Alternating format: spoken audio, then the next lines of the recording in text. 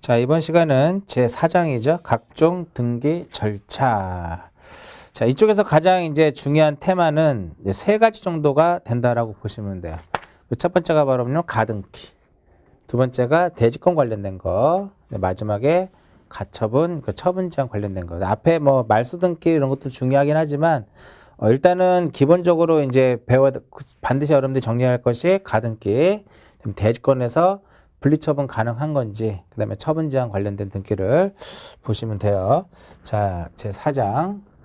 앞에서 했던 내용들을, 이번 시간에 하는 부분은 앞에서 했던 내용들을 복습한다라고 생각하시고 정리를 해서 들으시면 돼요. 자, 등기 절차. 등기 절차 이제 강론으로 이제 들어와서 강론. 자, 내용에 따른 분류에 대한 것을 봅니다. 내용에 따른 분류. 자, 내용에 따른 분류에는 여러 개가 있죠. 첫 번째 무엇이 있다? 기입 등기. 그 다음에 변경 등기, 경정 등기가 있고요. 그 다음에 말소 등기.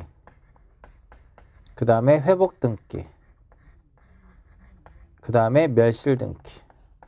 이러한 것을 무엇이라고 하냐면 내용에 따른 분류라고 하는데, 이쪽에서 보통 기입 등기 빼고 변경, 경정, 말소, 회복, 멸실, 이쪽에서 보통 한 문항에서 한 두 문항 정도가 출제가 되고요.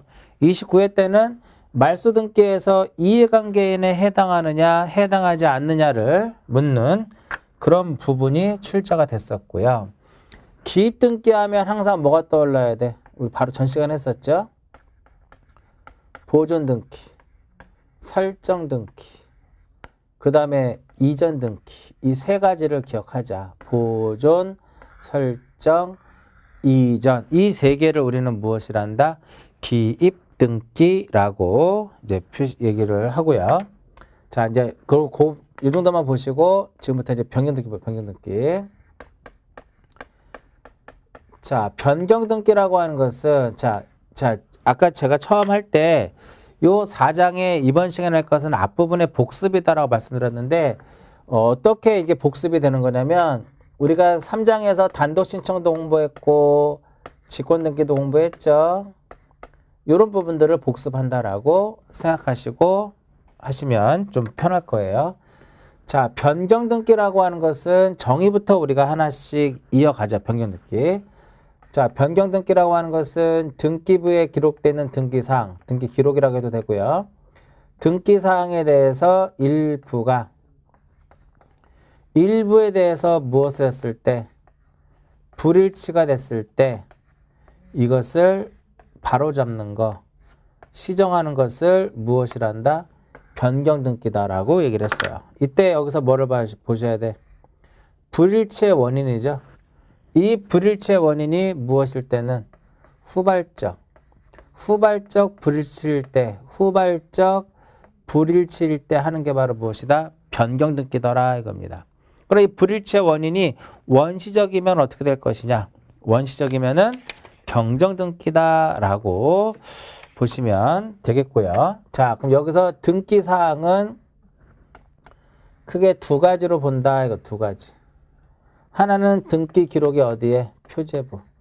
표제부의 기록사항하고, 그 다음에 두 번째로는 갑구하고 을구. 이 갑구와 을구의 기록사항으로 본다 이겁니다. 표제부에서는 두 가지만 보시면 돼요. 하나는 부동산의 무엇? 부동산의 표시. 부동산의 표시에 변경 등기라는 것이 있고, 그 다음에 대지권의 변경 등기가 있는데, 왜 대지권의 변경 등기를 이쪽에다 표제부 쪽에 넣느냐? 이 대지권의 변경 등기는 등기 기록의 표제부에다 하죠. 그래서 이쪽에다 넣는 거예요. 그 다음에 갑구하고 을구의 변경 등기는 크게 두 가지로 보는 거죠. 자, 갑구에 항상 요거 설명할 때 이거 기억나세요, 여러분들?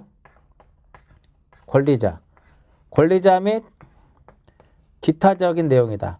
여기서 권리자의 내용은 뭐야? 권리자의 성명과 주소와 주민번호죠. 성명과 주소와 주민번호야. 그거를 우리가 뭐라고 표현하냐면은, 그것을 우리는 등기 명의인. 등기 명의인의 무엇이라고 했다? 표시다라고 했어요. 등기 명의인의 표시에 변경이 있고 기타적인 내용에는 어떤 것들이 있어요? 전세금, 존속기간, 이율 이런 것들이 있죠. 대표적으로 이러한 것들을 바뀔 때 하는 것을 권리의 무엇이라고 한다? 권리의 변경 등기다라고 칭합니다. 이제 부동산 표시의 변경부터 257페이지부터 볼게요. 여기서 부동산이라고 써놨어. 그럼 여기서 부동산은 뭘까요? 여기서 부동산은 토지 및 그 정착물에서 토지와 무엇이다? 토지와 건물이 되더라 이겁니다. 그러면 표시는 뭐냐? 토지 표시는 뭘까요? 토지 표시는 소재, 지번, 지목, 면적 이런 것들을 의미하는 것이고 건물의 표시는 무엇이다? 소재, 지번, 건물의 무엇? 건물의 내역이죠. 이 건물의 내역이라 하면 바로 뭐야? 건물의 내역이라 하면 건물의 구조라든지 종류라든지 면적을 의미하더라 이겁니다. 건물의 번호가 있을 때는 건물의 번호 이런 것들을 써주면 되는 거죠. 이럴 때 하는 게 바로 뭐다? 부동산 표시의 변경 등기입니다. 자, 여기서 이제 핵심. 자, 이러한 부동산의 표시의 변경은 넓은 의미의 무슨 등기라고 그랬어요? 넓은 의미의 사실의 등기라고 했죠. 사실의 등기라고 하는 것은 요 사실의 등기라고 하는 것은 등기기로 어디에다 하는 거? 표제부에 하는 등기를 일명 우리가 사실의 등기다라고 표현을 했어요. 그러면 이러한 것들이 변경이 됐을 때는 원칙적으로 누가 하는 거예요? 소유권의 등기 명의인. 소유권의 등기 명의인이 하는 것이다. 등기법에서 이렇게 등기 명의인이 한다. 등기 명의인인데 여기서는 앞에 소유자가 하는 거죠. 그래서 등기 명의인이 한다 그러면 고민하지 마시고 얘는 무슨 신청이다? 단독 신청이다. 단독 신청인데 하나 더 여기다 추가할 게 있죠. 몇 월 이내 하자? 1월 이내 하자. 1월 이내에 하자 이겁니다. 1월. 그 신청에 뭐가 있다라는 거야? 1월 이내 하는 거니까 여기서는 무엇이 존재한다? 신청의 의무가 있다라는 거죠. 부동산 등기법상에서의 신청의 의무가 있다 이겁니다. 이해하셨죠? 그리고 신청 의무가 있고요. 그 다음에 예외적으로는 누가 할 수 있냐면은 등기관이 어떻게 직권으로 할 수 있습니다. 밑에 보시면 돼요. 직권 등기, 직권에 의한 거. 등기관이 직권에 의해 할 수도 있고 촉탁에 의해서 이루어질 수 있는데 이 촉탁에 의해서 이루어지는 경우는 교재에 이제 써놓지는 않는데 국유재산의 관리청이 변경됐을 때 촉탁은 여기 빠지는 거 여기 예외적으로 누가 할 수 있다? 등기관이 직권으로. 등기관이 직권에 의해서 하는데 직권에 의해서 하는 것은 두 가지더라 이겁니다. 다 설명했던 내용들이에요. 계속 복습한다고 제가 말씀드렸어요. 자, 행정구역의 명칭이 변경이 되면 행정구역의 명칭이 무엇이 되면 변경이 되면 행정구역의 명칭이 변경이 되면 얘네들 바뀌죠? 그럼 직권으로 한다 이겁니다. 그 다음에 또 하나는 지적소관청으로부터 무엇을 받으면 지적소관청으로부터 불부합 통지를 받으면 직권으로 부동산의 무엇을 표시를 변경하더라 이겁니다. 이게 어떤 내용이냐면요. 대장이 있고 무엇이 있다? 등기가 이렇게 있습니다. 얘는 항상 일치를 해야 되겠죠. 자, 대장상의 소유자가 A고 등기에서도 소유자가 누가 된다? A가 됩니다. 소유자는 어디서 바뀌어요? 등기에서 바뀌죠. 그래서 A에서 이렇게 B로 변경이 됐습니다. 그러면 등기관서에서 이렇게 알려준다 이거죠. 소유자가 바뀌었으니까 소유자를 변경하라고 통지를 합니다. 그럼 이때 소관청에서는 통지를 받았으니까 A에서 B로 변경을 하려고 해야 되는데 먼저 뭐부터 확인을 하자? 토지의 표시. 토지의 표시의 부합 여부를 확인합니다. 이때 일치했을 때는 무엇으로 바꾸고? A에서 B로 변경을 하면 될 것이고 이것이 만약에 불일치했을 때는 변경할 수가 없고 그 뜻을 관할 등기관서에다가 통지합니다. 이걸 뭐라 그래요? 이것을 불부합 통지다라고 얘기를 합니다. 그러니까 이때 불부합 통지를 받은 등기소에서는 몇 월 동안 기다렸다가 1월 동안 기다렸다가 만약에 토지 소유자가 또는 건물의 소유자가 와서 변경 등기를 하지 않으면 어떻게 직권으로 표시를 변경해버립니다. 됐죠? 그래서 257페이지에 직권의 등기 요 1번 읽어보시면 되고 요 2번도 역시 읽어보시면 된다 이겁니다. 1번은 무슨 신청이에요? 여기 1번이. 1번이 단독 신청이다 이겁니다. 여기서 또 하나 중요한 거. 이렇게 부동산의 표시에 변경 등기 할 때 원칙적으로 이쪽이죠. 이때 부동산의 표시에 변경 등기를 할 때는 일단 먼저 대장부터 먼저 무엇을 하고 대장부터 먼저 정리를 하고 그리고 나서 후에 무엇을 신청하는 거예요? 후에 등기가 이루어지는 거야. 등기가. 따라서 이때 이것을 무엇을 해야 된다? 제공을 해야 된다 이겁니다. 자, 단독 신청의 마지막 줄에 한번 보세요. 마지막 줄에 보시면은 또한 변경을 증명하는 토지대장 정보나 임야대장의 정보를 첨부 정보로 무엇해야 된다? 제공해야 한다라고 써 있어요. 그리고 토지 표시에 관한 변경 등기를 했을 땐 종전권 무엇한다? 말소합니다. 자, 이렇게 배우세요. 이쪽에 있는 것들은 이러한 등기를 하게 되면 하나 빼고 모두 종전권은 종전의 등기사항은 무엇을 한다? 말소 표시를 한다. 말소 표시를 한다. 종전권. 종전의 등기사항은 말소 표시를 하는데 예외 규정이 하나 있어요. 그 예외 규정이 바로 이쪽에서 나올 거예요. 이쪽에서. 그때 설명해 드립니다. 자, 그래서 사실의 등기의 핵심은 뭐야? 신청의 의무가 있고 몇 월 이내라? 1월 이내. 그 무슨 신청? 단독 신청. 그 먼저 뭐부터 정리를 해요? 대장부터 먼저 정리를 하고 후에 등기를 합니다. 또한 이러한 사실의 등기는요. 또 하나의 특징이 바로 뭐냐면 이해관계인이 없어요. 이해관계인이 존재하지 않고 언제나 표지에 보니까 어떠한 형식으로 주등기 형식으로만 이루어지더라 이겁니다. 주등기 형식으로만 이루어진다. 요거까지 기억하실 것. 자, 그럼 이제 257페이지 됐고요. 그 다음에 259페이지로 보시면 건물의 표시라고 나와 있죠. 건물에 이제 표시다라고 나와 있는데 똑같아요. 건물의 표시 이런 거 바뀔 때 하는 겁니다. 요럴 때.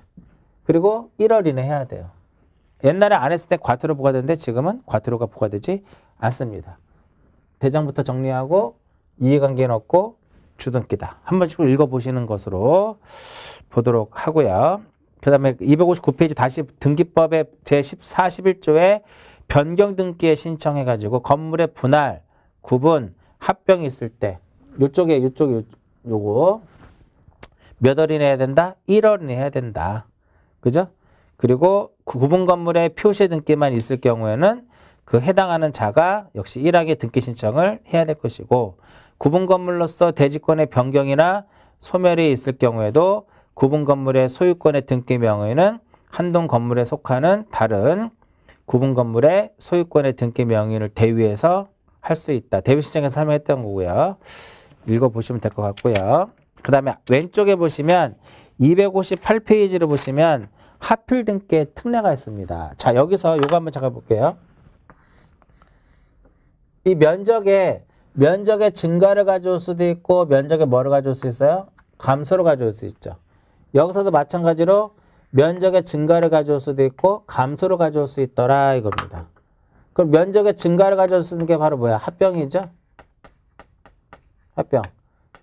증가를 가져올 합병이 감소는 뭘까? 분필. 지적에서는 분할이라고 하지만 등기에서는 이를 무엇이란다? 분필이다라고 얘기를 해요. 지적에서는 분할이라고 하지만 등기에서는 분필 등기라고 합니다. 여기서는 다른 거 보지 마시고 하필 등기의 특례 요것만 한번 보자. 특례 요거 하필 등기 특례.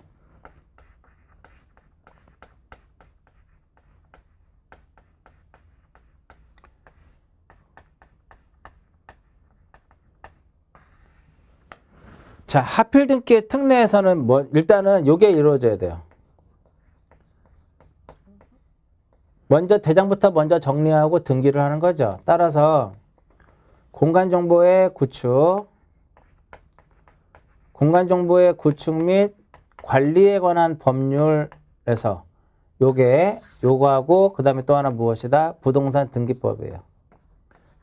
부동산 등기법 이렇게 했는데 여기서 공간정보의 구축 및 관리에 관한 법률에서 뭐를 맞춰요? 먼저 합병을 하고 그로부터 몇 월 이내 1월 이내에 하필 등기를 신청을 합니다.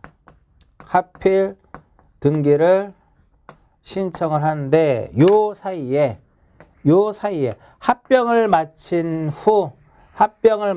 후 하필 등기 전 만약에 하필에 무엇이 있었다? 하필에 제한 사유에 해당이 된다 하더라도 예외적으로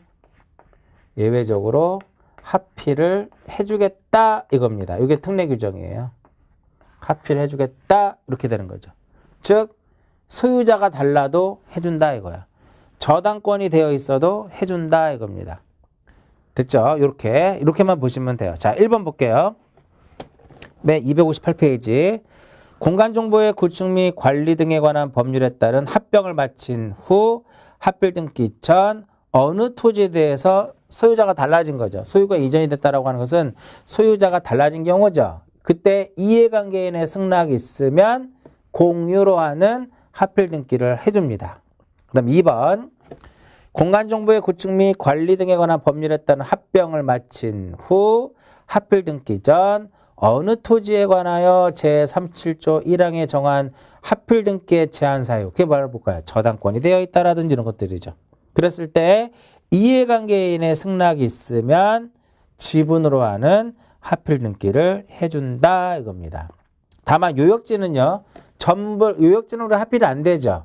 왜? 일부에는 성립이 안 되니까. 다만 전부를 요역지로 하는 하필 등기를 신청하게 되면 해준다 이겁니다. 그래서 동그라미 1번하고 2번 정도만 보시면 돼요. 1번하고 2번 정도만 보시면 된다. 전제 조건이 붙어요.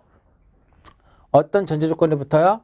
공간정보의 구축 및 관리에 관한 법률상 합병을 마친 후 부동산 등기법에 따른 하필 등기 전에 어떠한 제한 사유에 있다 하더라도 이해관계인의 승낙이 있을 경우에는 공유로 하는 또는 지분으로 하는, 요역지의 경우에는 전부로 하는 요역지를 신청하게 되면 해주겠다라는 게 하필 등기의 특례 규정입니다. 그 정도만 보시면 돼요. 그 다음 이 대지권의 변경 등기는 대지권이 변경이 되고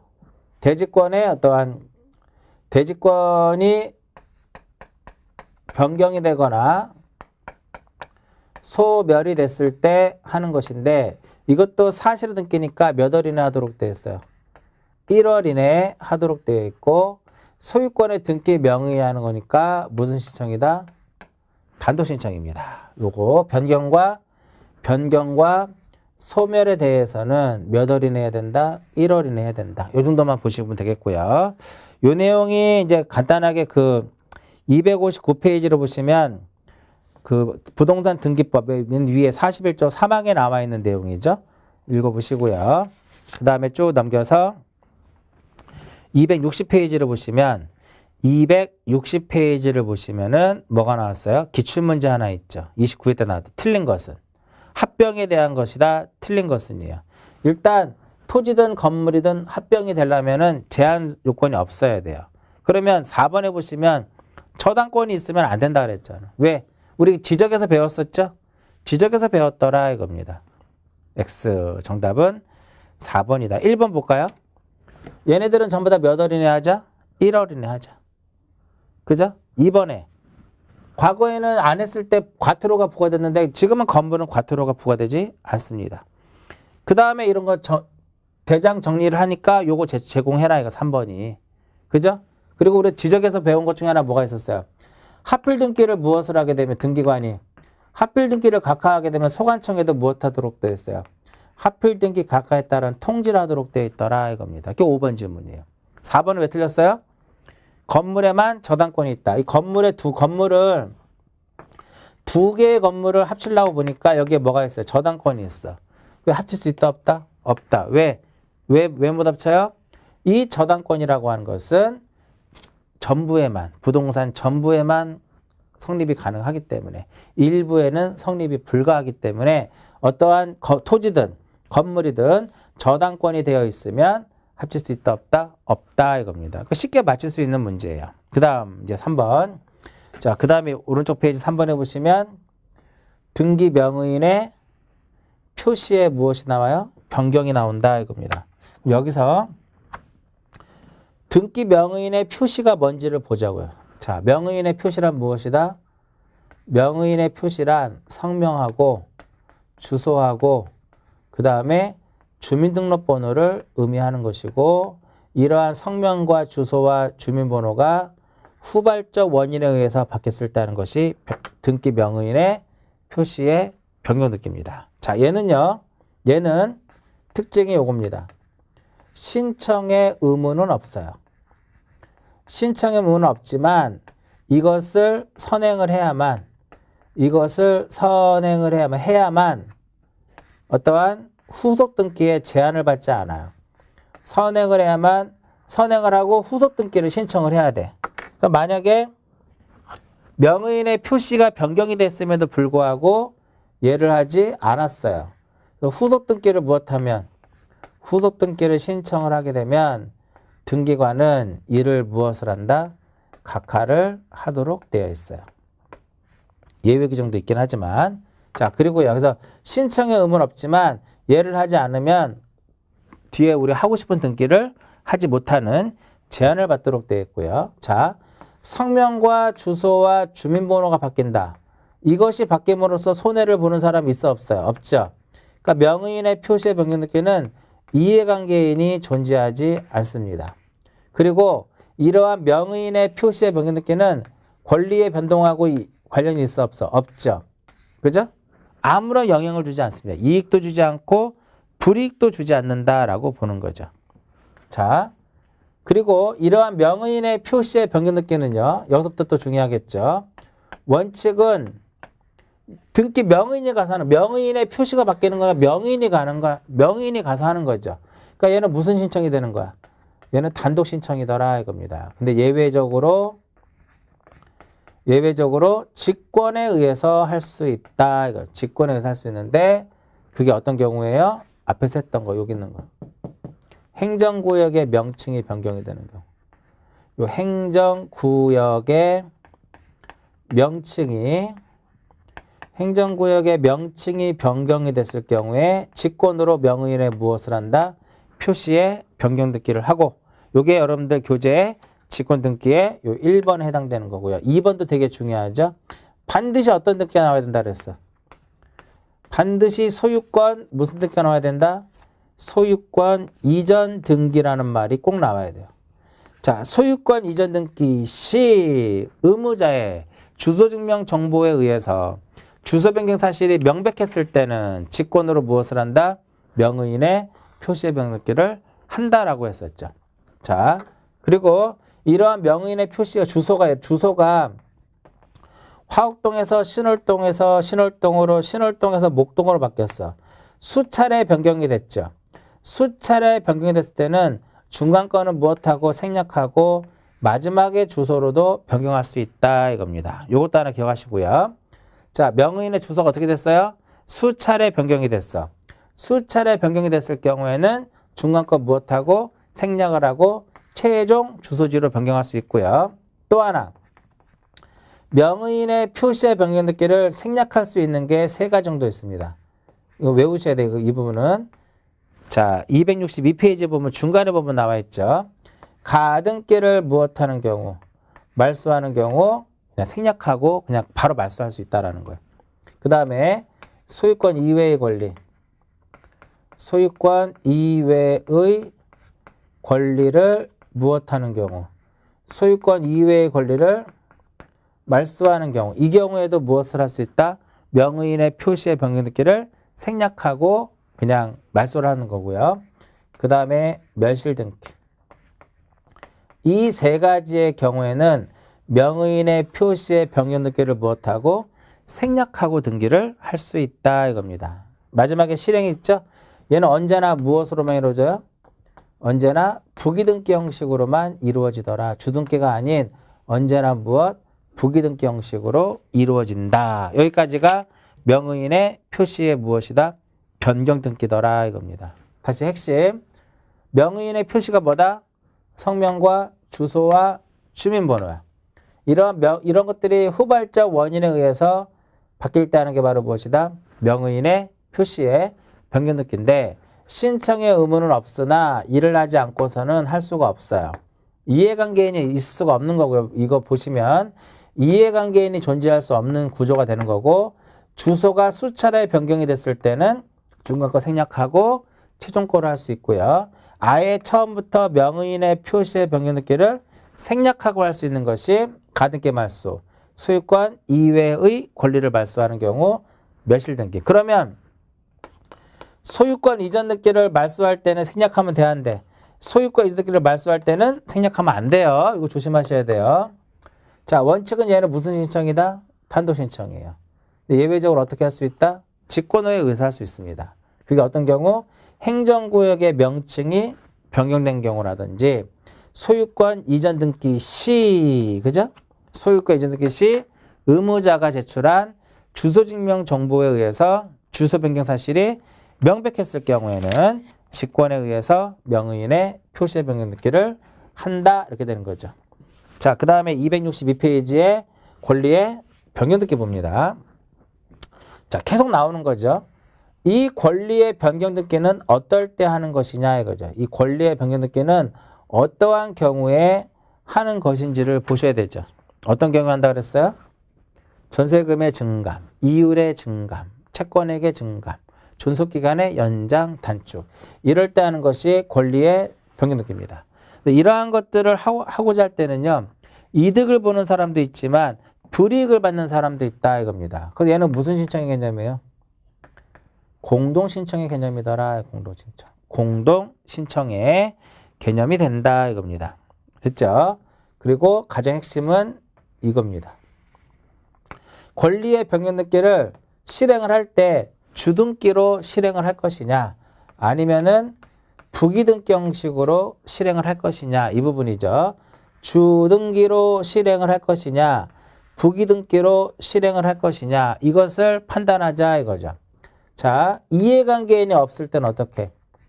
등기상 이해관계인이 없을 경우에는 어떻게 한다? 없을 경우에는 어떻게 한다?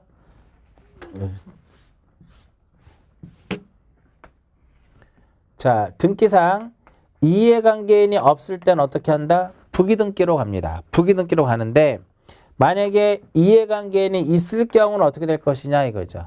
그 이해관계인이 존재할 때 그의 승낙서, 이해관계인의 승낙서가 들어오면 주등기 형식으로, 부기등기 형식으로 가고 승낙서를 제출하지 못하면 주등기로 갑니다. 이때 중요한 거. 자, 이렇게 변경 등기를 하게 되면 종전의 등기 사항은 말소 표시한다 그랬어요. 근데 예외 규정이 따랬죠. 부기등기로 했을 때는 종전 거를 말소 표시하는데 주등기로 했을 때는 말소 표시하지 못해요. 이게 되게 중요한 겁니다. 그래서 실행에 263페이지에 보면 실행에 보면 뭐라고 써 있어요. 이해관계인이 주등기로 보시면 이해관계인이 있을 때 승낙서를 첨부하지 못하면 주등기로 실행되고 변경 전의 등기사항은 말소하지 아니한다.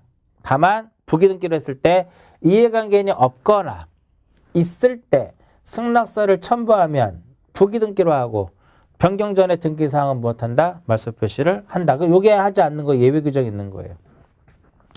자, 예를 들어서 1번의 전세권 설정. 전세권 설정인데 전세권자 A고요. 전세금은 1억이다 이겁니다. 근데 전세금을 1억에서 얼마로 2억으로 증액을 하려고 그래요. 근데 밑에 아무도 없어. 즉 이해관계인이 없다라는 거죠. 그럴 때는 1- 얼마? 1-1 해가지고 전세권 변경 2억으로 이렇게 변경 등기를 하고 변경 전에 등기사항은 무엇한다? 말소 표시를 하는 거 이렇게. 그런데 여기에 2번 해가지고 누가 존재를 해요? 저당권자라는 B가 존재를 합니다. 그러면 여기서 전세금을 1억에서 2억으로 증액하려고 보니까 저당권자 B가 바로 뭐가 돼? 얘가 이해관계인이잖아. 얘가 승낙서를 써주면 어떻게 하겠다? 이런 식으로 이제 부기등기로 하겠다 이거고요. 얘가 승낙서를 써주지 않으면 어떻게? 3번 해가지고 1번의 전세권 등기를 변경을 합니다. 전세금을 얼마로? 2억으로 변경을 하되 여기에 1억은 지우지 않는다라는 거죠. 이렇게 기억을 딱 하시면 돼요. 이렇게 기억을 딱 하시면 된다 이겁니다. 이해하셨죠? 자, 여기까지가 이제 변경 등기에 관한 내용이더라 이겁니다. 변경 등기. 그래서 이 부분이 굉장히 시험에 잘 나옵니다. 이 부분이, 이 위쪽, 이 부분이.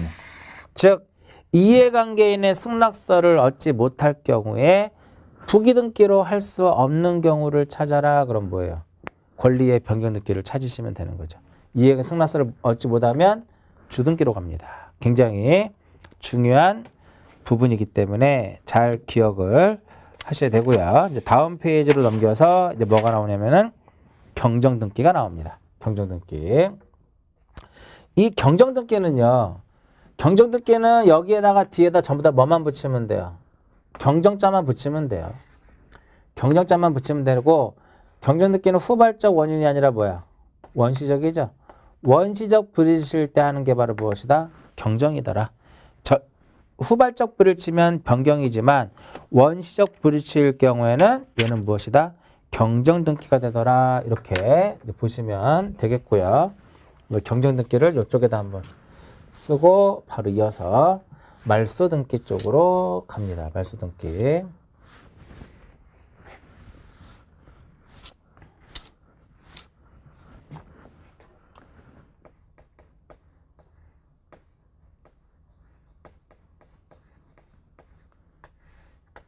경정등기. 자, 경정등기라고 하는 것은 등기에 기록되어 있는 등기사항. 등기사항에 대해서 일부에 대해서 불일치가 됐을 때 이를 무엇하는 거? 시정하기 위한 것이다. 됐죠? 이때 불일치의 원인이 원시적이어야 된다라고 했어요. 자, 요건을 볼게요. 요건. 첫 번째가 바로 뭐냐면은 등기사항에 대해서 착오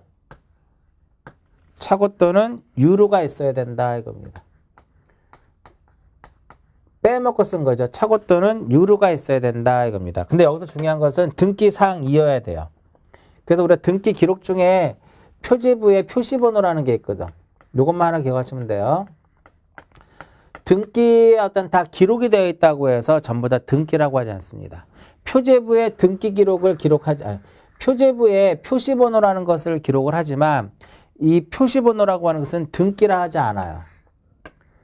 우리가 등기라고 하는 것은 등기사항은 소유자에 관한 사항, 그러니까 부동산의 어떤 표시를 나타낸다라든지, 부동산의 표시를 나타낸다든지, 권리관계를 나타내는 것을 우리는 등기사항이다라고 얘기를 해요. 그래서 우리가 이 표시번호 같은 경우는 부동산의 표시를 나타내는 것도 아니고 권리관계를 나타내는 것이 아니기 때문에 등기라고 하지 않아요. 그래서 이것이 표제부에 기록되어 있어도 이것은 변경의 대상 또는 경정의 대상이 될 수 없다라는 거죠. 두 번째 요건. 착오 또는 유루가 등기사항에 대해 무엇이 된다? 일부여야 한다 이겁니다. 일부가 아니라 뭐가 되면? 일부가 아니라 전부가 됐을 경우에는 그때는 무슨 등기를 하는 것이다? 그때는 말소 등기를 하는 것이다 이겁니다. 두 번째 요건이고요. 그 다음 세 번째, 불일치의 원인은 묻지 않겠다. 이 착오 또는 유루의 원인은 불일치가 된 그 원인은 불문하겠더라 이겁니다. 즉 이것이 신청에 착오가 있었던 신청의 착오든 등기관의 어떠한 착오든 묻지 않겠다. 이게 세 번째예요. 세 번째. 그 다음 네 번째는 뭐냐면은 착오 또는 유루의 원인이 무엇이 된다? 불일치가 된 네 번째, 이러한 원인이 원시적이어야 한다 이겁니다. 이것이 후발적일 때는 뭐가 된다라는 거야? 변경 등기가 된다라고 보면 되겠고요. 다섯 번째 중요합니다. 다섯 번째 시정을 해야 되는 거죠. 바로 잡아야죠. 바로 잡는 것은 반드시 언제 바로 잡는다? 등기가 완료 후에 바로 잡아야 된다 이겁니다. 완료 전 그럼 틀립니다. 그러면 왜 경정등기는 등기가 완료된 후에 이것을 바로 잡아야 되느냐? 일단 등기된 상태죠. 경정의 개념은 일단 등기된 상태야. 근데 보니까 잘못되어 있어요.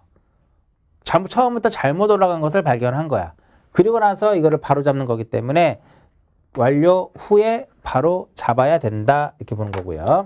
또한 시정을 했을 때는 여섯 번째로 동일성을 유지를 해야 된다. 동일성을 그대로 유지를 해야 된다 이겁니다. 동일성을 유지할 것. 그래서 경정을 했을 때 동일성을 해치게 되면 경정할 수가 없습니다. 이 여섯 가지가 경정등기의 요건입니다. 자, 이때 요거 하나만 더 기억하시면 돼요. 등기 착오. 등기관이 만약에 착오로 인해서 잘못 이루어졌다. 그럴 경우에는 등기관이 직권에 의해서 무엇을 한다? 경정 등기를 합니다.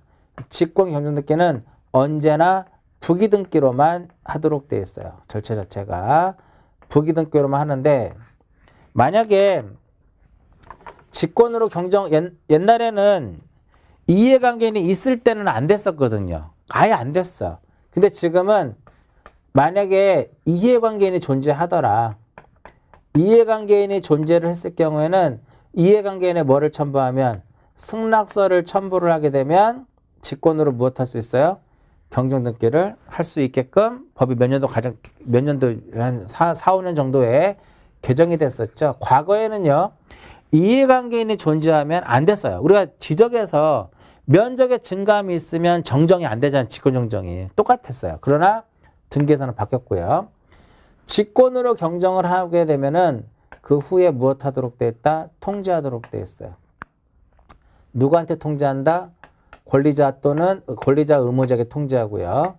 채권자가 대위 신청한 거라면은 채권자에게도 통지하도록 되어 있다. 모르니까 알려줘야 되는 거죠. 알려줘야 돼. 근데 만약에 권리자 의무자가 몇 명일 때 다수일 경우에는 몇 명에게만 1인에게만 통지하면 된다. 자, 한 2년 전에 나왔던 문제 중에 하나가 바로 뭐예요? 권리자 의무자가 다수일 때 전원 다 통지해라. X. 됐죠? 그리고 직권으로 경정을 하게 되면 지방법원장에 경정을 했다라고 보고하는 겁니다.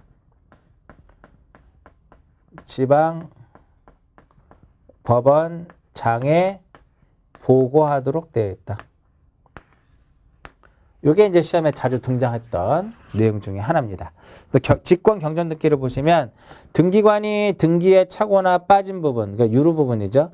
빠진 부분이 등기관의 잘못으로 인한 것임을 발견한 경우에는 지체 없이 그 등기를 직권으로 정정하여야 한다.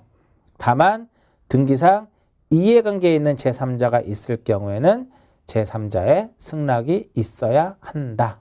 됐죠? 그리고 부기등기로 한다. 경정등기 후에 조치라고 써 있어요. 권리자 의무자에게 알려야 한다. 다만 2인 이상일 경우에는 1인에게만 통지하면 된다. 그 다음에 3번에 채권자 대위권에 의해서 등기가 맞춰진 경우에도 그 채권자에게도 해야 된다. 이렇게 써 있는 거죠. 나머지 보시고요. 넘깁니다. 말소등기. 말소등기가 29회 때 시험에 이제 출제가 됐었는데 267페이지에 보시면 말소등기에 대한 내용이 나옵니다. 뭐 그렇게 어려운 내용은 아니죠. 어려운 내용은 아니고요. 이해관계인에 해당하는 자를 묻는 문제가 시험에 이제 출제가 됐었는데 답은 딱 봐도 1번 아니면 2번 같네요. 정답은 2번이네. 기억과 미음이네요. 왜냐면 좀 이따 설명해 드릴게요. 자, 이런 문제들이 예전에는 잘 안 나왔었는데 이해관계를 이제 묻는 문제가 29회 때 처음으로 등장을 해서 공부가 좀 약하신 분들은 굉장히 좀 어려웠었던 문제라고 보여지긴 하지만 기본 원리만 알면 뭐 충분히 풀 수 있었던 그런 문제이기도 해요. 그 위에 보충학습에 보면 267페이지에 보면 보충학습에 보면 이해관계인에 해당하느냐 해당하지 않느냐를 써놨잖아. 근데 이게 29회 때 시험에 나왔다고 해서 이거를 써놓은 게 아니라 기존에 우리가 2018년도에 17년도에 다 있던 내용들이에요. 전부 다. 자, 말소 등기 굉장히 출제 빈도도 높고요. 등기법에서 또 빠지면 안 되는 그런 내용이다라고 보시면 됩니다. 말소 등기.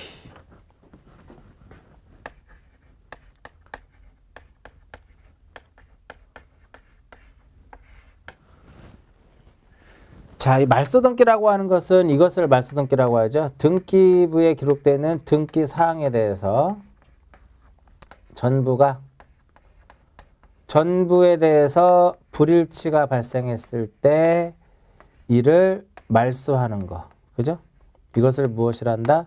말소 등기다라고 얘기를 합니다. 전부에 대해 반드시 이게 만약에 무엇이면 일부일 때는 요게 변경이 될 수도 있고 변경 등기가 될 수도 있고 경정 등기가 될 수 있더라 이겁니다.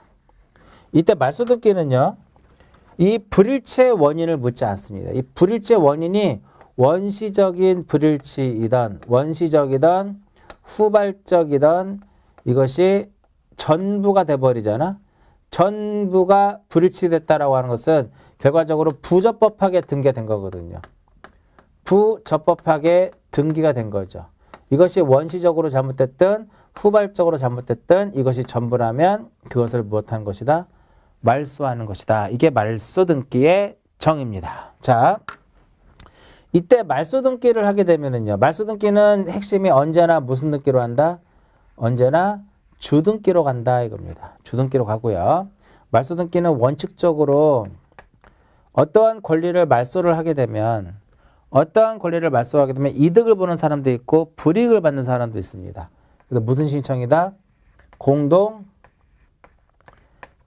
신청에 의해서 이루어지더라 이겁니다. 근데 예외적으로 어떻게 할 수 있어요?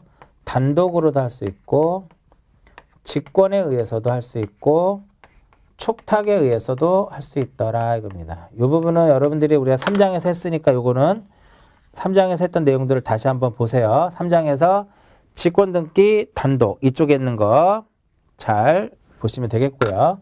자, 이때 말소 등기를 하게 되면 누가 존재를 해요? 말소라면 경우에 따라서는 이해관계인이 존재합니다. 29회 때 시험에 나왔던 문제. 이해관계인이 존재했을 때는 이해관계인의 뭐를 첨부하자? 승낙서를 첨부를 해야 돼요. 승낙서를 첨부를 해야 되는데 만약에 이해관계인이 있는데 승낙서가 들어오지 않았다. 그럼 어떻게 돼요? 말소 등기를 못합니다. 각하사유가 된다 이겁니다. 그럼 말소 등기할 때 누가 이해관계인이냐 이거죠. 이거를 판단해야 되겠죠. 이거를 그냥 제가 소위 죽는 놈이다라고 해요. 죽는 놈. 누가 죽일까요? 등기관이 직권에 의해서 말소를 합니다. 등기관이 직권에 의해서 말소가 되면 그 사람은 무엇이 된다? 이해관계인이다라고 보시면 됩니다. 이해하셨죠? 자, 그럼 요 이해관계는 한번 볼게요. 자, 1번에 저당권 설정 저당권자 A가 있고요. 2번에 저당권 설정 저당권자 B가 있습니다. 이 상태에서 잘 보세요.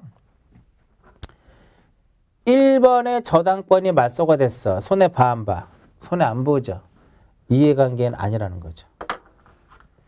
2번에 저당권이 말소가 됐어요. 이것에 손해 봐, 안 봐?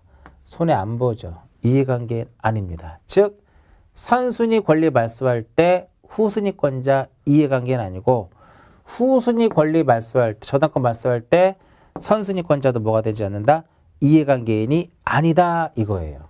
그럼 말소 등기에서의 이해관계인은 뭐냐면은 어떠한 권리가 이렇게 있으면 이 권리를 목적으로 하는 어떤 권리가 있을 때 제3자가 어떤 권리를 취득하게 되면 이 권리를 무엇하면 이 권리를 말소를 하게 되면 얘도 결과적으로 살아남지 못하는 거죠. 그랬을 때 얘를 뭐라 그래요? 이해관계인이다라고 얘기를 합니다. 항상 목적으로 한다라는 말이 꼭 지문에 등장해요. 목적으로 한다 그런 말이 많이 들어와요. 자, 이제 그러면 이런 경우죠.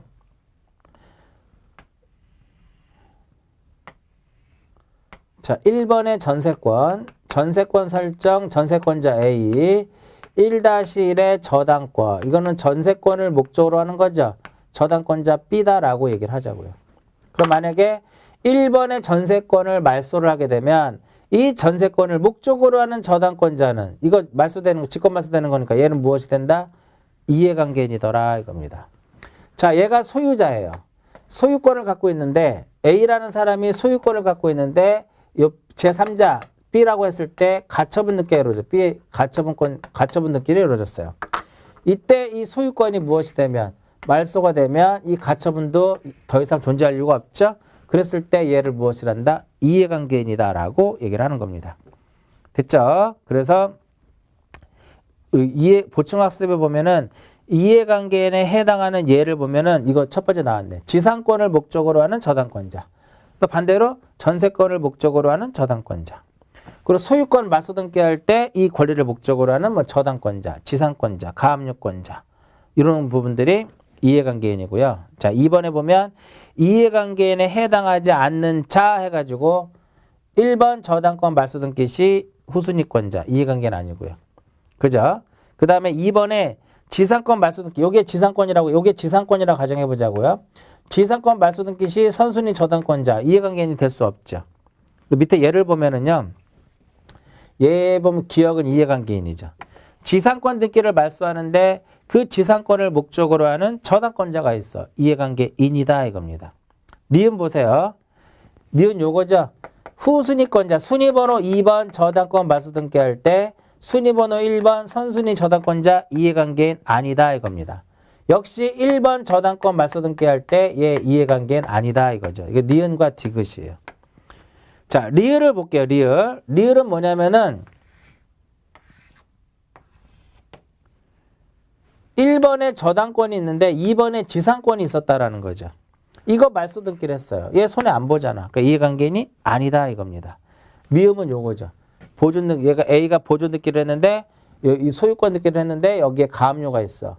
이 보존 등기를 말소하게 되면 이 가압류도 죽으니까 이해관계인이다. 그래서 기억과 미음이 이해관계인이 되는 것이다 라고 보시면 되겠고요.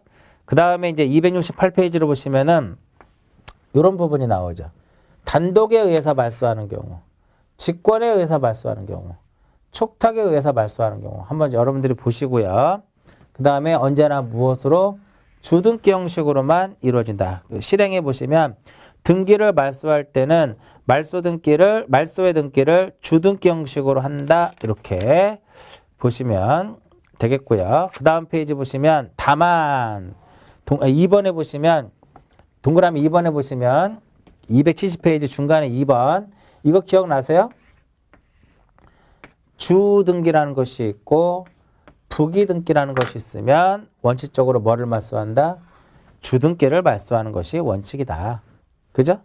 그래서 주등기와 부기등기가 있을 경우에는 부기등기만을 말소등기는 원칙적으로 인정되지 않고 뭐를 말소하면 주등기를 말소하게 되면 부기등기도 얘는 직권으로 더불어 말소되는 것이다 라고 써 있고요. 동그라미 3번에 보시면 3번은 요겁니다. 어떤 거냐면은 1번에 지상권 설정 지상권자 A가 있는데 1-1 해가지고 지상권이 이전이 됐어요. B 앞으로. 근데 이것이 불법으로 이전된 거죠. 이것이 지상권이 불법으로 이전이 됐을 때 원인의 어떠한 무효라든지 취소로 인해서 말소되는 경우 이 경우는 어떻게만 말소하면 된다는 거야. 부기등기만 말소할 수 있다는 거죠. 이 등기 자체가 엉뚱하게 넘어간 거죠. 됐죠? 그 다음에 4번에 보시면은 이렇게 이해관계인이 존재할 때는 그제 뭐를 첨부해라? 승낙서를 첨부를 해야 된다 이겁니다. 승낙서가 첨부가 돼서 이게 말소가 됐다면 요 등기는 직권으로 무엇을 해야 된다? 말소 등기를 해야 된다라고 써져 있는 거죠. 자, 이제 앞쪽으로 와서 266페이지에 부동산 등기법상에서 부동산 등기법에서 말소 등기를 규정한 내용들이 쭉 나와 있습니다. 그 부분을 한번 우리가 체크를 하면서 보도록 할게요. 자, 사망 등으로 인한 권리의 소멸과 말소 등기. 자, 지난번에 그거 기억나세요? 등기한 권리가 어떤 자의 사망으로 소멸됐을 때 단독으로 말소 등기를 할 수 있다. 그래서 등기 명의인 사람의 사망 또는 법인의 해산으로 권리가 소멸한다는 약정이 있을 경우에는 그것을 소멸이 증명했을 때는 권리자가 어떻게 단독으로 말소할 수 있다. 그 다음에 2번에 원래는 단독이 공동인데 의무자가 행방불명이다. 소재 불명이 됐더라 이겁니다. 그러면 권리를 소멸케 하는 재권 판결을 받아야 돼요. 1번에 등기 권리자가 의무자의 소재 불명으로 인하여 공동으로 등기에 말소를 신청할 수 없을 때는 공시채고를 신청하고 재권 판결이 있으면은 그 권리자가 그 사실을 증명하여 단독으로 할 수 있다. 그래서 전세권 등기에서 과거에 전세권 말소 등기할 땐 누가 의무자예요? 전세권자가 의무자죠? 얘가 행불됐어. 그럼 전세권 설정자가 전세금 반환 증서를 첨부하게 되면 단독으로 말소 등기를 할 수 있었는데 지금은 재권 판결을 받아야만 할 수가 있습니다. 그 다음 57조에 이해관계에 있는 제3자가 있는 등기의 말소. 그건 이거지 뭐예요? 승낙서 첨부해라. 그죠? 그러면 2항에 뭐라고 써있어? 등기를 말소할 때는 등기상 이해관계가 있는 제3자 명의의 등기는 직권으로 말소한다.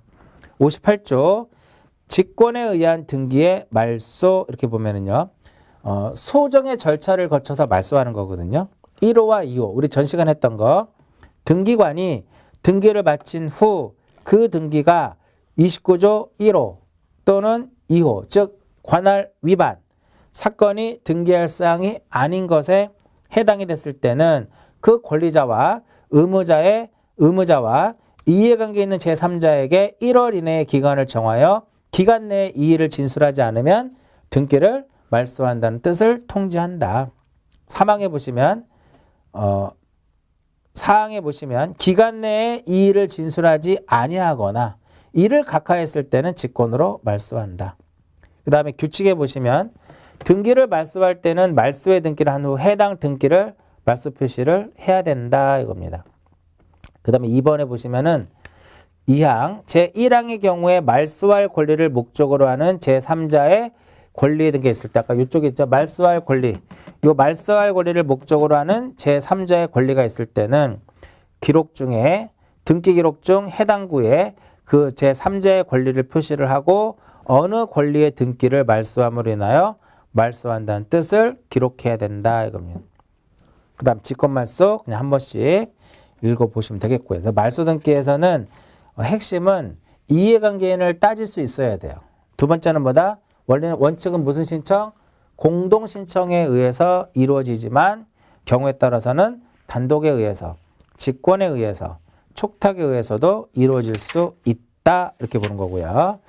그 다음 이제 쭉 넘기셔가지고 이제 271페이지를 보시면 뭐가 나와요? 말소 회복 등기가 나옵니다. 말소 회복 등기.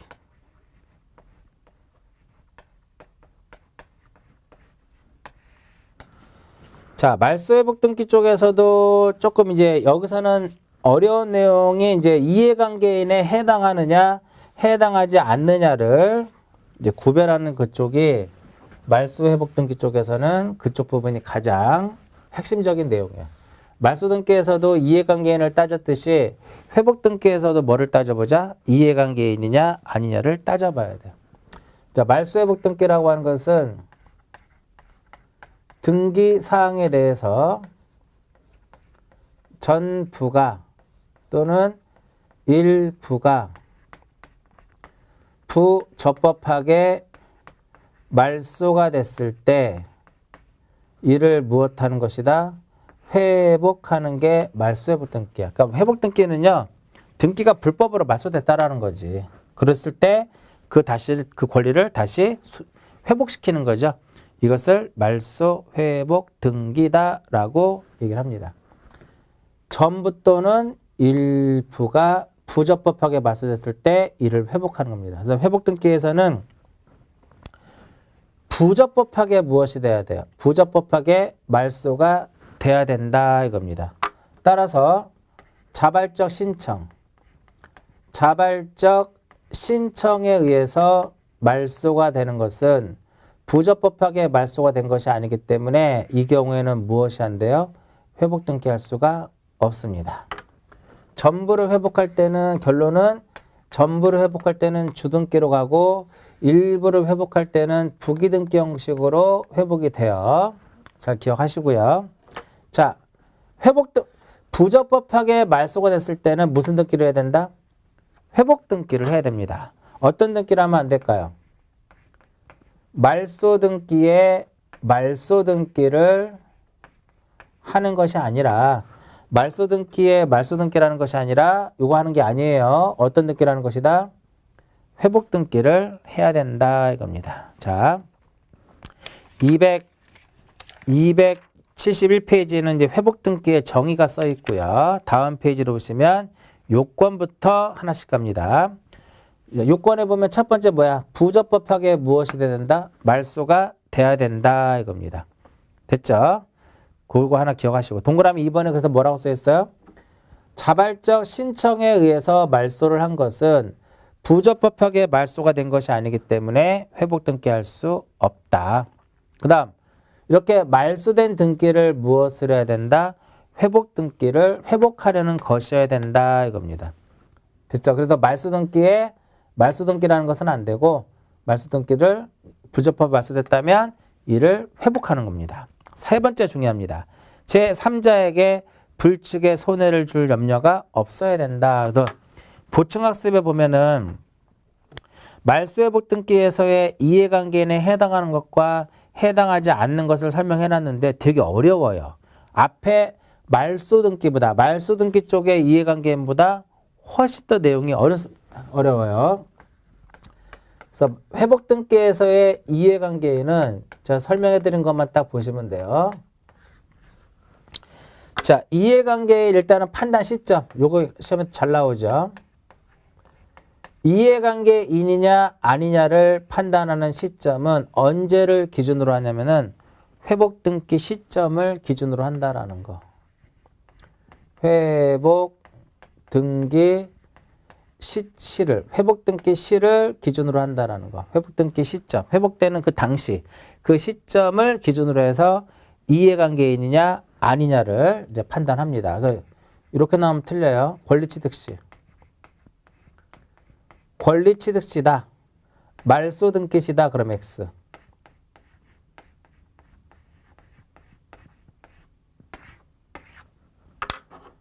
이해관계인을 판단하는 시점은 언제를 기준으로 한다? 회복 등기 시점을 기준으로 해서 이해관계인이냐 아니냐를 판단하는 겁니다. 권리취득시 그럼 틀려요. 말소 회복 등시. 자, 이해관계인이 되기 위한 요건이 있습니다. 요건은요. 일단은 두 가지의 개념이에요. 양립이 돼야 되고요. 회복 등기와 양립에 대한 문제하고 양립의 개념하고 손해를 입을 우려가 인정이 되느냐 요걸 따져야 돼요. 회복 등기와 양립의 문제와 손해를 보느냐 안 보느냐를 이제 따진다라고 보시면 돼요. 자, 그러면 교재 보시면 제3자에게 불측에 손해를 줄 염려가 없을 것 이렇게 나오죠. 자, 1번에 보시면은 이렇게 이해관계인이 있을 때는 그자의 뭐를 첨부하자? 승낙서를 첨부하자 이겁니다.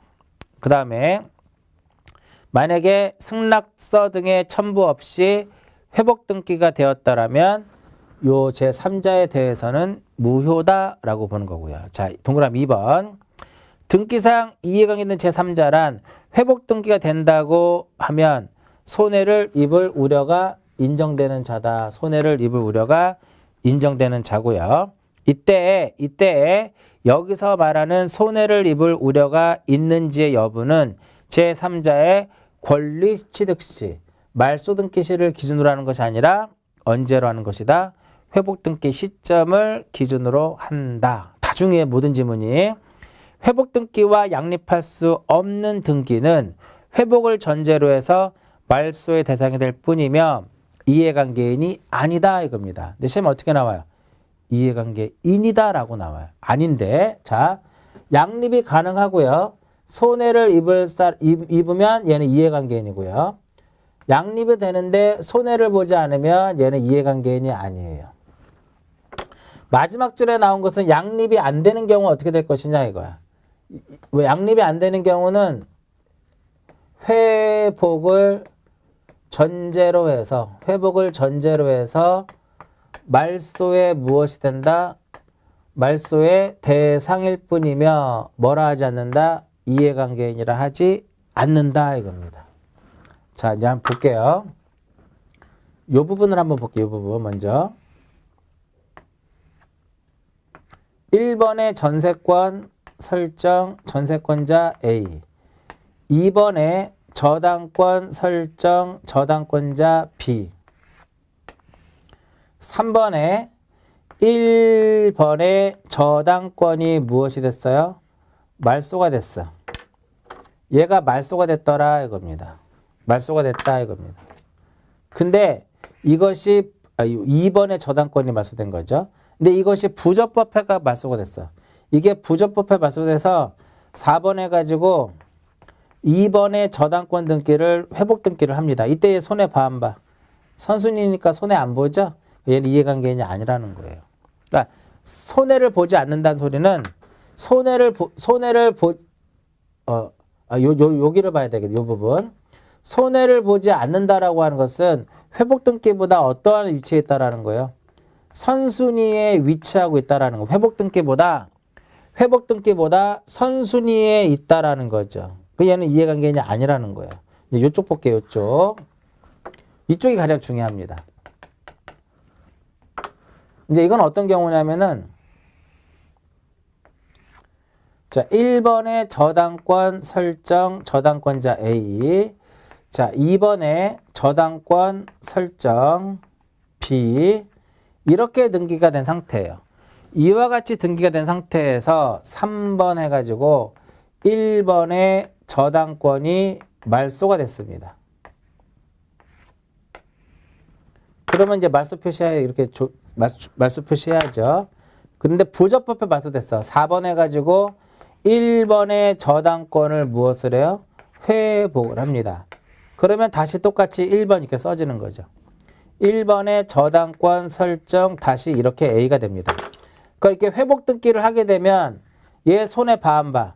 얘가 말소가 돼서 잘 들으세요. 얘가 말소가 돼서 얘는 순위가 승진이 돼서 좋지만 결과적으로 다시 얘가 1번으로 회복이 되면서 순위가 다시 뒤로 밀리잖아.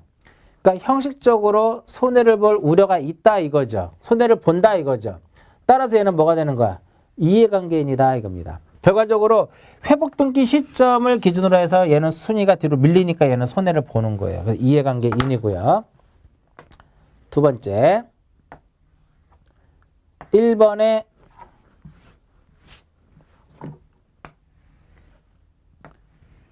자, 1번에 저당권 설정 저당권자 A 자, 2번에 1번에 저당권 말소 얘가 이제 말소됐다는 소리죠. 이렇게 3번에 저당권 설정 B 이렇게 딱 된 상태에서 이 A가 불법으로 말소된 것을 알았어. 회복해야죠. 4번 해가지고 1번에 저당권을 회복을 하게 되면 다시 똑같이 1번 해가지고 저당권 설정 이렇게 A가 된다 이겁니다. 그 얘 손해 볼까 안 볼까요? 안 보죠. 왜냐면 회복 등기에서 이해관계인이냐 아니냐를 판단한 시점은 회복 등기 시점을 기준으로 한다라고 해요. 권리 취득 시가 아니라 이거야. 얘가 이 B가 권리 취득 당시는 아무도 없었으니까 권리 취득 당시로 따지면 이해관계인이 아니지만 결과적으로 얘가 회복 등기를 하게 되면 종전 순위를 그대로 가져오기 때문에 결과적으로 아무도 없었지만 결과적으로 이것이 부적법에 말소된 것이 다시 회복이 되면 1번으로 회복되니까 결국 얘는 손해를 본다 이거죠. 결론은 이겁니다. 결론은 뭐냐면 선순위 저당권이 말소됐을 때 이것이 부적법에 말소돼서 이를 회복할 때는 권리를 취득하고 말소가 되든 그죠? 말소가 되고 권리가 취득하든 상관없이 후순위권자들은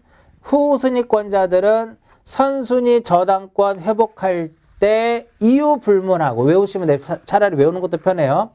선순위 저당권 회복할 때 이유 불문하고 후순위 저당권자들은 전부 다 무엇이 된다? 이해관계인이 된다 이겁니다. 권리를 취득하고 말소가 되든 말소가 되고 나서 권리를 취득하든 됐죠? 이렇게 해서 기억하실 것. 그럼 예를 한번 볼게요. 요거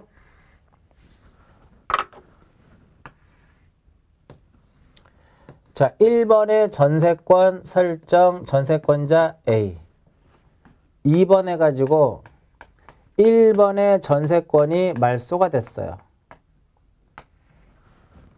얘가 이렇게 지워지겠죠. 이렇게. 3번 해가지고 전세권 설정 B 이렇게 됐습니다. 이때 얘가 부적법에 말소가 됐어. 회복을 하려 보니까 얘가 존재를 해. 이거는 얘는 전세권 등기는 회복 등기가 양립이 돼야 한대. 안 되죠. 그럼 먼저 등기관은 이것을 회복하려면은 4번 해가지고 3번의 전세권 등기를 무엇 해버려요? 말소를 한다고. 그리고 나서 얘가 이제 뭐가 되는 거야? 회복이 되는 거야. 그 회복 등기 시점을 보세요. 회복 등기 시점을 기준으로 해서는 이미 얘는 어떻게 됐어? 얘는 주고 없죠. 얘는 말소되고 없는 상태잖아. 그죠? 5번 해가지고 1번의 전세권을 회복한단 말이에요. 이렇게. 다시 이제 1번으로 가는 거죠. 그 회복 등기 시점을 기준으로 하게 되면 이미 얘는 전세권 등기는 말소되고 없는 상태야. 따라서 이해관계 인지다 아니다? 아니다 이거예요. 아니다 이거예요. 그래서 회복 등기와 양립할 수 없다면 회복을 전제로 해서 말소의 대상이 될 뿐이며 뭐라 하지 않는다? 이해관계인이라 하지 않는다. 이게 핵심입니다. 이 정도만 기억하시고요. 자, 이제 신청 쪽에 보시면 이 회복 등기는 등기가 어떻게 개시되느냐에 따라서 달라지더라 이겁니다. 공동으로 등기를 했으면 회복도 어떻게 해라? 공동으로 하고 단독으로 했으면 회복도 단독으로 하고 직권으로 했으면 회복도 직권으로 하고 촉탁에 의해서 했으면 회복도 어떻게 한다? 촉탁으로 한다 이겁니다. 단독, 직권, 촉탁 읽어보시고요. 다 설명했던 거 요것만 한번 보자고요. 자, 공동으로 등기를 한 것이 부적법하게 말소가 되면 회복은 누구랑 한다? 회복은 어떻게 한다? 공동으로 하는데 설명해드렸어요. 이것도. 그때 그 사람하고 하자. 제가 첫 시간에 말씀드렸듯이 지금 하는 내용들은 대부분의 내용이 앞에서 했던 내용들이에요. 그래서 앞에서 다루지 않았던 이해관계인을 판단하는 거 이런 것만 좀 신경 써서 보시라 이거죠. 그때 그 사람이랑 한다. 그럼 여기서 말하는 그때 그 사람은 누구냐 이거죠. 누구였어요? 말소 당시에 누구를 상대로 하는 것이다? 소유자를 상대로 하는 것이다 라고 말씀드렸어요. 공동신청에 써 있을 겁니다. 즉 저당권이 불법으로 말소가 되고 소유권이 이전이 됐어. 그 회복등기 누구랑 해요? 말소 당시에 소유자랑 한다 이겁니다. 기억나시죠? 그렇게. 그 다음에 실행 쪽에 보시면은 다음 페이지 보면 나와요. 실행 쪽에 보시면 전부를 회복할 때는 주등기 방식으로 회복이 되고 그 다음에 일부를 회복할 때는 어떤 식으로 간다? 부기등기 형식으로 회복이 된다. 그 정도 기억을 하시면 돼요. 그래서 전부 일부는 전부 다 주등기가 아니라 전부를 회복할 때는 주, 일부를 회복할 때는 무엇이다? 부기등기. 이렇게 해서 정리를 하시고요. 마지막으로 이제 내용에 따른 분류에서 마지막으로 이제 어떤 등기가 나오냐면은 멸실등기가 나옵니다. 멸실등기. 자, 멸실등기에서는 이것만 보자고요. 제가 쓴 것만 한번 보자. 멸실등기. 멸실등기는 무엇이 멸실됐을 때는 거야? 부동산이. 멸실등기는 부동산이 전부가 물리적인 원인에 의해서 멸실됐을 때 하는 것이 바로 무슨 등기다? 멸실등기입니다. 멸실등기. 부동산 두 개로 나눠요. 토지와 무엇으로 나누자? 토지와 건물로 나누자 이거예요. 토지와 건물로 나눠서 보고요. 건물도 다시 두 개로 나눕니다. 첫 번째 여기서 토지는 멸실됐을 때, 건물도 멸실됐을 때. 그 다음에 또 하나 어떤 경우? 부존재 건물. 또 하나는 부존재 건물에 대해서. 요 두 개에 대해서는 토지가 멸실되고 건물이 멸실됐을 때는 몇 월 이내? 1월 이내에 해야 됩니다. 즉 신청에 뭐가 있다라는 거야? 의무가 있다 이겁니다. 근데 존재하지 아니하는 건물에 대해서는요. 지체 없이 하도록 되어 있어요. 시험에 이미 나왔었다고 문제를 한번 풀어봤어요. 지체 없이 하도록 되어 있다 이겁니다. 걔는 의무가 있다 없다? 이것은 의무가 없더라 이겁니다. 그 다음에 전부여야 돼요. 만약에 일부가 무엇이 되면, 멸실이 되면 그때는 무슨 등기라는 것이다? 변경 등기라는 것이고, 이렇게 부동산이 전부가 멸실이 되면은요, 등기 기록을 무엇 해야 돼요? 등기 기록을 무엇 해야 된다? 폐쇄를 해야 된다 이겁니다. 여기에 어떤 규정이 있냐면 예외 규정이 있어요. 예외 규정이 바로 뭐냐면 이런 경우. 이게 전부가 멸실됐으면 폐쇄하면 되는데, 멸실한 건물이 한동 건물을 구분한 것일 때는 이 부분에 표지부 갖고 일거만 띄어내면 되는 것이지 이거를 전체 다 폐쇄해서는 안 된다 이렇게 되는 거죠. 이런 부분들 요 정도만 딱 보시면 됩니다. 자, 그래서 이제 275페이지로 보시면은 멸실등기의 법에 있는 내용만 한 번씩 우리가 읽어보자고요. 토지가 멸실된 경우에는 토지가 멸실됐을 때는 소유권의 등기 명의인이 몇 월 이내? 1월 이내에 등기를 신청을 해야 된다. 그 다음에 건물에 보존재 있죠? 지체 없이 하자. 지체 없이. 그 다음 등기상 이해관계인이 있는 건물에 멸실이 됐을 때 이것도 이제 기억하셔야 되는 것이 소유권 외의 권리가 등기되어 있는 건물에 대한 멸실 등기를 신청이 있을 경우에 등기관은 그 권리의 등기 명의인에게 1월 이내의 기간을 정하여 그 기간까지 이의를 진술하지 않으면 멸실 등기를 한다는 뜻을 알린다라는 거. 그 다음에 규칙에서는 이제 첨부 정보 제공하는 거거든요. 건물의 멸실 등기를 신청하는 경우에는 멸실이나 부존재를 증명하는 건축물 대장 정보나 그 밖의 정보를 첨부 정보로서 등기소에 제공해야 된다. 다음 페이지 103조 건물의 멸실 등기. 두 번째 줄에 뭐라고 써 있어요? 폐쇄를 해야 된다. 다만 멸실한 건물이 구분 건물일 경우에는 폐쇄하지 않는다. 이렇게 되는 거죠. 그 정도만 보시고 나머지 내용들은 한 번씩 쭉 읽어보시고요. 핵심은 요겁니다. 1월 이내 해야 된다라는 거. 다만 부존재 건물에 대해서는 지체 없이 해야 된다라는 거. 요 정도가 핵심이고요. 이 멸실 등기는 표지부에다 하는 무슨 등기야? 사실의 등기라는 거. 요것도 개념을 보시고 교재에 있는 내용들을 한 번씩 읽어보시고요. 자, 여기까지가 내용에 따른 분류다 이겁니다. 내용에 따른 분류에서 1시간 정도 더 했는데 변경, 경정, 말소, 멸실, 회복에 대한 거. 핵심적인 내용 다시 한번 체크해서 보시고요. 다음 시간에는 제 4장에서 가장 중요한 게 바로 가등기입니다. 가등기와 관련된 내용을 정리를 하도록 하고요. 자, 이번 시간은 여기서 마치도록 하겠습니다.